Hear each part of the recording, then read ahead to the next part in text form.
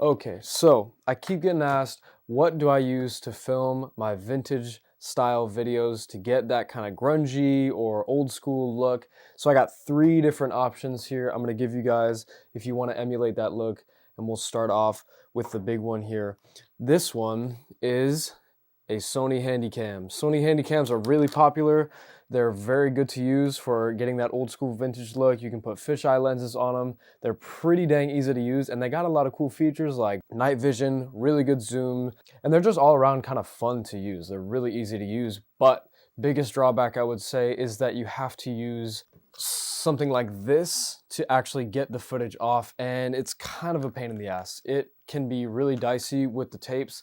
They can be really like prone to breaking if they're old tapes too, and that's like a whole other side of it you got to kind of worry about. So second option, if you don't want to mess with all that but you still want that camcorder style look, old school, these are really good. Basically any kind of digicam, it's going to give you a very similar look to the Handycam, but it's going to be a lot easier to get off the camera. It might not have some of the same like capabilities, like this one is too small to put a fisheye lens on. It doesn't have night vision, but still really good zoom and very, very, very easy to use. So these are honestly, it's so small I can put it in my pocket and take it to shoots, and I love it for that because you can still kind of get that look without all the hassle of what you got to do there. So lastly, my go-to, weirdly enough, for like most of my photo shoots now, I feel like it's so weird, but a pocket dispo lens. Basically, if you don't know what that is, it's the lens from a disposable camera. Those film cameras, basically, they take it off